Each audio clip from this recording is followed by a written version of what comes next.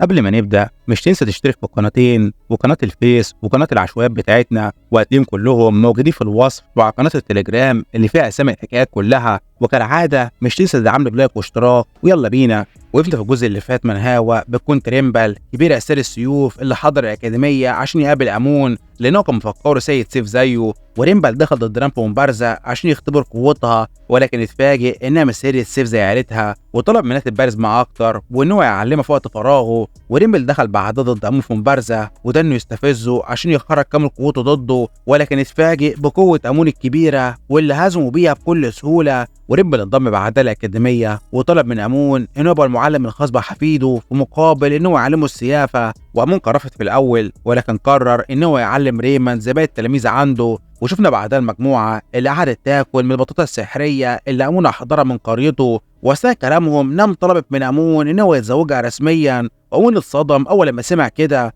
وبنكمل الأحداث بنام اللي بتسأل أمون هو متفاجئ ليه وإنها طلبت منه يتقدم لها رسميا، وكل الموجودين بيكونوا مصدومين من طلب نام والمستحيل. وريمبل بيضحك وبيهني أمون وإنه كان واثق فيهم إنهم بيحبوا بعض، وجريج بدأ إنه يضحك وبيسأله بيحبوا بعض إزاي، وإن أمون بيكره نام أكتر منه هو شخصيا وإنهم أعداء، وأنا بتطلب منه يهدى وإن ما يقدرش يقول كده قدامهم. وهو بيضحك وبيقول لها بس نام أفضل منه بكتير وإنها بنت عيلة مركزة عريقة على عكس هو فلاح. وانا بتضحك وتقول له فعلا وانها كانش عايز تقول كده قدامه، وقوم بيطلب منهم يستعدوا وانه يضربهم لحد ما يناموا. وبعدها بشويه امون ونام بيخرجوا يتكلموا مع بعض بره الاكاديميه، ونام بتساله ويعرف قد ايه عن عيله الماركيز فيلد الخاصه بيها، وقوم بيقول لها انه ما يعرفش حاجات كتيره غير ان كل ابناء العيله اسياد سيوف وان قوتهم القتاليه كبيره جدا. ونام بتقول له ان في جزء اهم ونسيه، وان عيلتها عيله بتخاف على سمعتها، عشان كده مش مسموح لاي عضو يخرج من ارض العيله غير لو اتحول لسيد سيف الاول. وقوم بيستغرب من كلامها وبيتسال طب هي خرجت ازاي،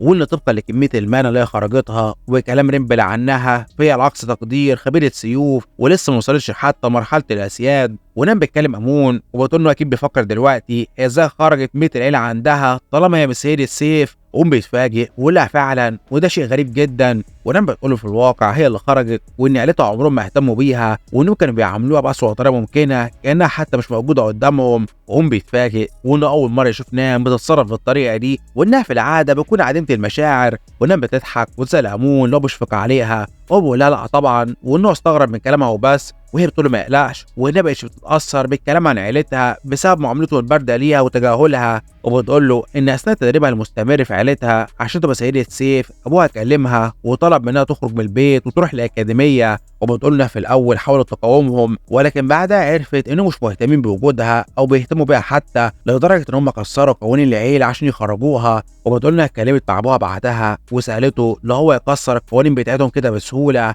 وهو قال لها ما تهتمش بيها بس تخرج من هنا، وان هو ساعتها ما بصش في عيونها حتى، وانها عرفت انهم بيتخلوا عنها لانها ضعيفه. وبتقول له بس هي ما كانت بتاكل بطاطا الغريبه اللي هو خدها من عيلته، هي ادركت انها ممكن تزوج قوتها بطريقه كبيره من خلالها. وبتقول له انها تتزوجه وهتثبت لعيلتها انها تزوجت شخص اقوى من كبير اسياد السيوف، وانهم احتمال ما يهتموش بيه لانه نبيل حقير ولكن ده هيضايقهم برضه. وقوم بيقول لها ان بغض النظر عن الاهانه ولكن هو عارف شعورها وان هو برضه ابن التاني العيله عنده، وان اخوه الاكبر هو اللي هيورث كل حاجه في البارونيه وبالتالي هو لازم ينجب نفسه وانه ناوي يعمل كده. وبيسال نهام لو هي عايزه تتزوجه صحيح بس عشان البطاطا وعشان تضايق عيلتها، وهي بتقول فعلا وانه مجرد ورقه ضغط عليهم. وهو بيسالها لو متاكده من كلامها ده، وهي بتقول له اكيد وان ده هيكون زواج مصالح زي زواج النبلاء بالظبط. وقوم بيسالها وهو ايه مصلحته في الموضوع ده وان هي بس المستفيده، وهي بتساله بيتكلم عن ايه وانه يمتلك زوجه جميله زيها. وقوم بيقول لها انه بيفضل الشخصيه وانها اسوأ شخصيه موجوده هنا،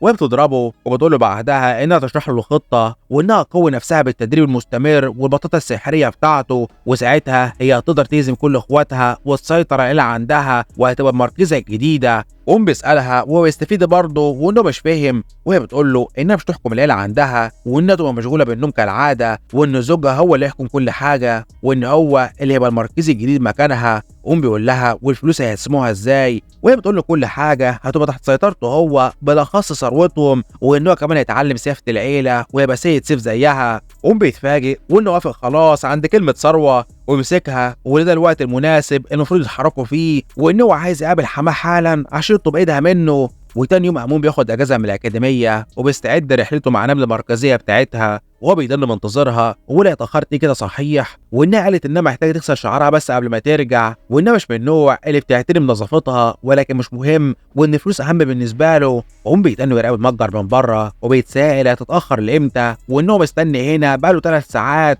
ومصففه الشعر بتستغرب وتسال نام لو هي تعرف الشخص الغريب ده وان بقاله فتره بيراقبهم، وهي بتقول لها فعلا وده الخادم بتاعها. وهي بتتفاجئ وبتقول لها صحيح وانه واضح عليه وان هو خادم مخلص جدا. وتخرج بعدها وتسال امون هو محتاج ايه وان مكان الخدم مش هنا. وهو بيستغرب من كلامها وبيسالها شاف البنت غبيه يبان عليها انها متسوله. ونام بتخرج وبتساله بتقول على مين متسوله. وقوم بيتصدم اول ما بيشوفها وبيسالها هي مين، وهي بتساله هو غبي وانها زوجته، وقوم بيراقبها وان ده مستحيل. وهي بتضحك وبتساله ما قدرش يتعرف عليها، وبتقول انها في الواقع جميله جدا وانها ما كانتش بتهتم بنفسها وبس، وانه محظوظ بزوجه زيها. وقوم بيقول في الواقع هو مش مهتم بشكلها وانه وافق بس عشان الفلوس، وانه يعمل نفسه موافق على كلامها ده وخلاص. قوم بيعتذر لها وانه ما كانش يعرف انها جميله كده وانها كجوهره مخفيه. وهي بتقول انه واضح انه عرف قيمتها اخيرا. ومصففة الشعر بتطلب من امون يسيبهم وبتقول له يروح يكمل في شغل الخدم بتاعه لحد ما تخلص شغلها. وقوم بيسالها ايه صحيح موضوع الخادم ده، ونام بتضحك وبتقول لها في الواقع ده مش خادمها ولكن خاطبها وانه ابن البارون دريك. وهي بتتصدم وتتاسف لامون.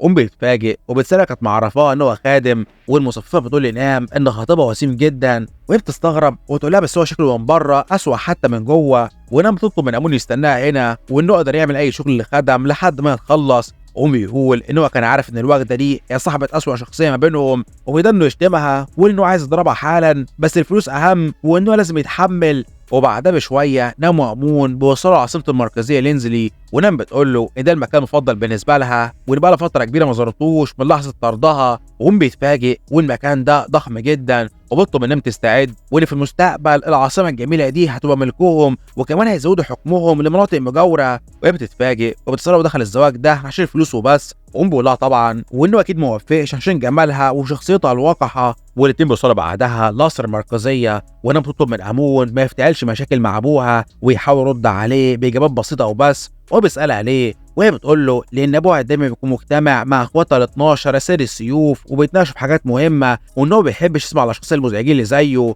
وبتقول له ان اثناء الاجتماعات دي ابوها بيمنح الكلمه لاخواتها بناء على ترتيبهم في العيله. وقوم بيقول انهم عيله غريبه جدا ولكن مش مهم، وانهم اكيد مش سيئين للدرجه دي. ولكن اول ما بيدخل يقابلهم بيتفاجئ والاجواء المرعبه دي، وانه قادر يشعر بان في 13 عين هنا كل واحده فيهم بتخترق جسمه، وانه مش حابب الوضع ده. وهم بيتنوا يراقبهم ولان هم غريبين جدا، وبيتسالوا دول فعلا سيد السيوف ال 13 خاصين بعيله فايلد، وان في نظره غضب كبيره خارجه منهم. وبيراقب قائد العيله الماركيز باتيستا واللي بيكون واحد من اقوى 4 سيفين في القاره، وان واضح عليه ان هو غاضب اكتر من كل حد هنا. ونام بتكلم ابوها وبتساله عن اخباره، وبتقول انها عارفه ان هو طلب منها تفضل في الاكاديميه ولكن هي حضرت تكلمه في موضوع مهم جدا. وبتقول له ان اثناء تدريسها في الاكاديميه هي عثرت على شخص مناسب انه يبقى زوجها وان هو يبقى شريكها وهي تبني مستقبلها معاه، وانها حضرت هنا عشان تاخد اذنه وتطلب من امون يقدم نفسه ليهم. وهو فعلا بيقدم نفسه وبيقول لهم انه امون دريك وانه من بارونيه دريك الشماليه.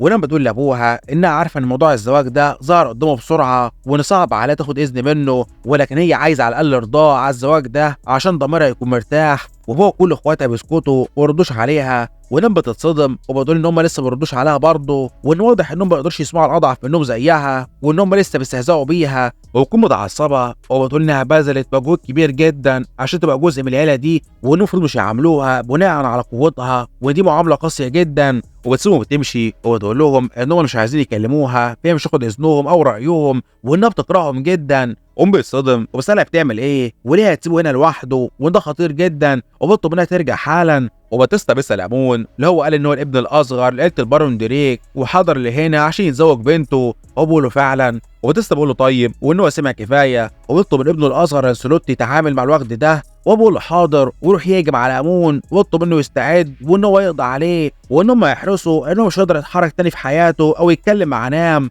وقوم بيتصدم وبيساله هما ليه بيهاجموه، ولانسلوت بيحاول يصيبه ويقول له يخرس وان ده مش وقت النقاش ما بينهم، وان هم لازم يقضوا عليه حالا، وان هم يبعتوا تعويض لعيلته بعد ما هم ينتهوا. قوم بيراقبه والوقت ده بيعمل ايه، وانه ما كانش يعرف ان هم يقروا له الدرجه دي، وانه فكروا عايزين يتخلصوا منهم وخلاص، فلهم عايزين يقتلوه. وبيضرب في الاسطى لانسلوت وبيهزمه ويقول مش مهم، وان هو يتعامل مع الوقت ده الاول وبعدها يفهم وده دفاع عن نفسه ومفيش حد يقدر يحاسبه. وكل الموجودين بيتصدموا والمستحيل، وانه هزم لانسلوت بضربه واحده بس، وانه اقوى من سيد سيف. وباتيستا بيقول لهم لا، وان انسلوت الوقت ده كان الاضعف ما بينهم، وانه يخرجوا من الميراث وبطلوا من اخوه التاني كانسلوت يتعامل معاه، وانه واثق في قوته. وهو بيقول له حاضر ويروح يهجم على امون، ولكن امون هو اللي بيهجم عليه وبيهزمه ضربه واحده برضه. هم بيقولوا مستحيل وانه هزم كانسلوت كمان. وباتيستا بيقول لهم انه عمره ما وثق في الوقت ده، وانه هيخرجوا من الميراث وبطلوا من بانسلوت يتعامل معاه، وانه ابنه اللي بيفتخر بيه. وهو بيقول له حاضر، وان الوقت ده ضعيف وانه هيقضي عليه حالا. ولكن اول ما بيروح يهجم على امون بيتهزم هو كمان برضه في هجمه واحده، واخواته يقول مستحيل وان الوقت ده قوي. وباتيستا بيقول لهم انه عمره ما افتخر بالوقت ده، وانه خرج من الميراث خلاص. وابنه التاني بيساله لو هم يقدروا يستعملوا اسلحه ضده، وهو بيقول لا طبعا، وان ده يبقى عار عليهم ان هم يحاربوا شخص اعزل بسلاح. وهم بيدنوا يهزم بعدها الاخوات لحد ما بيوصل الاخ رقم 9 وبيسالهم بيعملوا ايه، وانهم ضعيفين جدا وان افضلهم يجهزوا الاسلحه بتاعتهم. وباتيستا بيطلب من الكل يتراجعوا، وان الوقت ده مش طبيعي، وانها حضرت هنا بوحش، وان هو اللي هيتعامل معاه بنفسه. واللي امون انه ضرب 4 من ابنائه بدون مبرر، وانه اكيد جاهز للعقاب. قوم بيتفاجئ والوقت ده مجنون، وان هم اللي هجموا عليه الاول. وباتيستا بيروح له وبيطلب منه يجهز وسيطه، وانه يوصلها لابول بارون دريك بنفسه. قوم بيراقبه والوقت ده ضخم جدا وانه مرعب، وانه لو اذى مراكيز وضرب هو وابنائه الامبراطور مش هيسيبه في حاله. وقوم بيسال باتيستا هو بيعمل معاه كده ليه، وباتيستا بيساله لو دي وسيطه. وقوم بيقول له ده سؤال طبيعي وان هو اللي غبي. وباتيستا بيساله لو مش عارف نوع الجريمه اللي هو عملها في حق عيلتهم، وانه ممكن يهجم على عيلته ويدمرها بسبب اللي هو عمله. قوم بيتاسف له وبيطلب منه يعرفه هو عمل ايه. وباتيستا بيقول له انه يعرفه، وبيساله هو ازاي يجرؤ يحضر لهنا مع بنته بعد ما خدعها واجبرها على الزواج منه، وانه مش هيسامح ابدا اي شخص يخدع بنته اللي هو بيحبها بالاخص واخد زيه. قوم بيتفاجئ وبيساله بنته اللي بيحبها ازاي، وانه مش فاهم، وانه فكرهم بيكرهوها، وان حتى نام بتقول كده. والاخوات اللي اتضربوا بيقوموا في لحظتها وبيدانوا يشتموا امون، وبيسالوه هو ازاي يخدع اختهم بريئه ويحاول يجبرها على الزواج منه، وانه اكيد غبي. وبيقولوا لامون انه مستحيل يسمحوا بالزواج ده ابدا، وان اختهم بريئه جدا وانها لسه طفله في نظرهم، وانه مستحيل يسمحوا لوحش زي اخدها، وان هم كل مره بيتكلموا معاها اساسا بيتجمدوا من حبها. وقوم بيتصدم وبيسالهم ما كانوش بيردوا عليها ساعه ما كانت بتكلمهم دلوقتي مش بسبب كرههم ليها، ولكن في الواقع عشان كانوا متجمدين من حبها وجمالها، وانهم فكروا في الاول عيله مجانين ولكن هم عيله مغفلين. ونام بتكسر في عصا الباب وتدخل المكان وكل الموجودين بيتفاجئوا. قوم بيسالها ليه كانت مستنيه لحد ما تضرب وبعدها تحضر. ونام بتكلم ابوها واخواتها وبتقول لهم انها سمع كل حاجه اما كانت بتتجسس عليهم دلوقتي، وبتسالهم ان دي فعلا مشاعرهم الحقيقيه وهم مش بيكرهوها، وانها كانت تفكرهم بيكرهوها طول عمرها عشان كده مش بيردوا عليها. وابوه بيقول لها فعلا وانهم ما يقدرش يكرهوها ابدا، وانها ذكراهم الوحيده من امهم عشان كده بيحبوها جدا، وانهم كمان كانوا مستحيل يضغطوا عليها بقوانين العيله عشان كده طردوها وبيروحوا يحضنوها بسرعه. وباتيستا بتاسف لها انهم مش وضحوا لها اللي بيحصل معاها من فتره كبيره، وانهم كل ما كانوا بيحاولوا يتكلموا معاها كانوا بيتجمدوا من الخوف، وانهم بيحبوها جدا. وبيقول لها ان لو عايز تسيب الاكاديميه وترجع لهنا فهي ممكن تعمل كده، وان ما كانوش عايزين يضغطوا عليها بقوانين العيله بتاعتهم. وقوم بيراقبهم ويكون متاثر جدا بكلامهم، وانه قطع المسافه دي كلها على الفاضي، وان استثماره وحلمه وحكم المركزيه ضاع كده. وبعدها بشويه قوم بيرجع الاكاديميه مع نام. قوم بيسالها هي رجعت معاه ليه، وانها كانت تقدر تفضل في اسرها طالما حلت مشاكلها مع اهلها، وهي بتقول له انها ترجع اما تكون سيد السيف. وبتقول له ان عيلتها كانوا خايفين عليها، ولكن هي تستغل وقتها هنا حاليا عشان تكون اقوى وتخليهم فخورين بيها، وانها تبقى اصغر سيدة سيف في العالم. وسأله صحيح هو متضايق ليه من لحظه رجوعهم، وانها ما كانتش تعرف انه عايز يتزوجها للدرجه دي. قوم بيقول لها تخرس، وانه كان وضع خطط مستقبليه بعد السيطره على المركزيه، وانه كده ضيع وقته معاها. ولانه كان بعد تفكيره في قرار الزواج منها عرف قد ايه هو انهار اجتماعيا ونفسيا، وان كويس ان الزواجه دي انهارت. وهي بتتعصب وتضربه وبتقول له يخرس، وانها بتتمنى انه يعاني بسبب كلامه عنها ده. وبروح فصل المديره انا واللي بتستلم رساله مهمه، وانا بكون متفاجئه وتقول ده اخبار كارثيه، وبتتسائل هتعرف امون ازاي، وانه اكيد هتعصب منها. وقوم بيروح بعدها يتكلم مع انا وبعرفها عن كل اللي حصل في زيارته الماركيز باتيستا وعيلته، وان ده كله كان مجرد سوء تفاهم ولغوا فكره الزواج خلاص، وانا بتقول له طيب، قوم بيستغرب وراح يسالها لو هي بخير، وانها في العاده هتكون بتستهزأ بيه دلوقتي، ولكن واضح عليها انها محبطه جدا وده غريب حتى بالنسبه لها هي. وهي بتقول له انها عندها اخبار سيئه جدا وانها عايزاه يتحملها. وقوم بياخد الرساله اللي معاها وبتصدم وبيسالها مزرعه المانجو بتاعته افلست ازاي. ومدير المزرعه بيعرفه في الرساله ان بسبب السيول والفيضانات اللي حصلت في المحصول اتدمر والمزرعه افلست وهم خسروا فلوسهم. وبيقول المديره انا عملت سحر الفي على المزرعه عندهم وقالت ان ده هيحميهم، ولكن في الواقع هم لاول مره يصيبوا الفيضان اساسا، وان هم عشان كده عايزين تعويض من الوغده دي. قوم بيقول الاوغاد دول خسرون كل فلوسهم وكمان عايزين تعويض وده مستحيل. وانا بتطلب منه يهدى وان مستحيل فريق التحقيق الملكي يعثر على رابط بين سحرها في المزرعه وبين الفيضانات دي وان هم يخسروا القضيه. قوم بيسالها لو هي كانت تستهف فعلا، وهي بتقول له تقريبا ولكنها مش تعرفهم كده. وبتقول ان باقي معاهم 400 عمله ذهبيه وان هم يقدروا يستثمروها ويزودوا فلوسهم تاني. وبقول لها ان كان معاهم 5000 عمله قبل هي تستعمل سحرها الغبي ده، وهي بتقول له ما يقلقش وانها عندها فكره. وبقول لها ان لو اتكلمت عن سباق الحلزونات فهو يضربها لحد ما ينمي لها عقل عندها، وهي بتقول له لا وانها عندها افكار افضل. وبنشوف ريموند اللي بيكون بيراقبهم بره الغرفه وبيسمع كلامهم، وهم بيكون متعصب وبيسال انا ايه نوع الفكره اللي هترجع لهم فلوسهم تاني. وهي بتقول له انهم هيشتركوا في سباق وحيد القرن وان فلوسهم مضمونه كده. وقوم بيضربها ولانه كان عارف انها تقول فكره ليها علاقه بهويتها الغبيه دي، وانا بتتالم وبتقول له بس هي ما بتخسرش ابدا. وبقول لها تخرس، وهي بتخرج كتاب استثماري معاه في لحظتها وبتقول له خلاص وانها عندها فكره ايه رايه يستعينوا بالكتاب ده ويستثمروا في مواد لسه ظاهره عندهم قريب. وقوم بيستغرب وقول ممكن وانها فكره مثيره، وبيضل يقرا الكتاب ده وبيستغرب وبيسالهم ليه حاطين استثمارات في حاجه اسمها البترول وانهم اغبياء جدا وبينها استثمار في حاجه بتمدهم بالطاقه طالما هم عندهم سحر. وبيقفل الكتاب في لحظتها وان ده كله تضييع لوقتهم وان هم لازم يلاقوا حل تاني لدعم الاكاديميه وانهم معلمين والاستثمار ده مش شغلهم. وولان في العاده هم ما بيهتموش بالامور دي لان العيله الملكيه هي اللي بتصرف على الاكاديميه عندهم، وكمان كل سنه كانوا بيدون جوائز تفوق وانها خربت كل حاجه من لحظه استلامها المنصب المديره. وهي بتقول فعلا وانهم اطردوا من رعايه القصر الملكي بعد ما هم افلسوا. وقوم بيقول لها طيب وانه محتاج مساعدتها عشان يرجعوا تاني للرعايه دي، وهي بتساله يقصد ايه. وبيقول لها انه سمع ان هو والملك اصدقاء من 50 سنه فاتوا وان الصداقه دي لازم يستغلوها لمصلحتهم. وهي بتساله ازاي، وبيقول لها ان الاجابه واضحه جدا وان هم يرشوا الامبراطور ويستغلوا الصداقه ما بينهم عشان يرجعوا الدعم المادي للاكاديميه تاني. وهي بتساله لا هو عايز يدي رشوه لصديقها وان مش كل اشخاص اوغاد بيحبوا الفلوس زيه وانها عندها مبادئ. وبيقول لها مش مهم وان الاهم ان هم ينفذوا خطتهم. وريما بيكون سامعهم ومش مصدق ويقول ان هم بيتكلموا عن رشوه وفساد والاسوأ من كده افلاس، ويكون مصدوم وبيسالوا الاكاديميه لو دخلها اخيرا هتفلس ودي هتبقى كارثه بالنسبه له وان هو لازم يساعدهم. وبعدها بشويه انا بتروح تقابل الامبراطور وبتاخد معاه موز التنين، والامبراطور بيشكر على الهديه دي وبيقول لها ان هو سمع ان الموز ده ثمين جدا وبيتزرع كل 5 سنين، وبيسأل عن اخبارها وانه ما توقعش ان اميره انا هتزوره بعد الفتره دي كلها. وهي بتقول له ما يهتمش وانها حضرت هنا لانهم اصدقاء وكان لازم تطمن عليه. والملك بيقول لها بس هي عمرها ما عملت كده، وبيقول لها ان من نظر طريقه كلامها دي فهي حضرت هدف مختلف، وبيسالها يحصل تفاوض معاه عشان يرجع الدعم للاكاديميه. وهي بتقول فعلا وانه ذكي كالعاده. والملك بيقول لها انه ما كانش عايز يفصل الاكاديميه ويخرجها من نظام الرعايه، ولكن بسبب الحوادث الغريبه اللي حصلت عندهم فهو كان مضطر يعمل كده. وهي بتقول انه محيي في كلامه ده وان عشان كده حضرت معاه تلاميذها يقنعوه.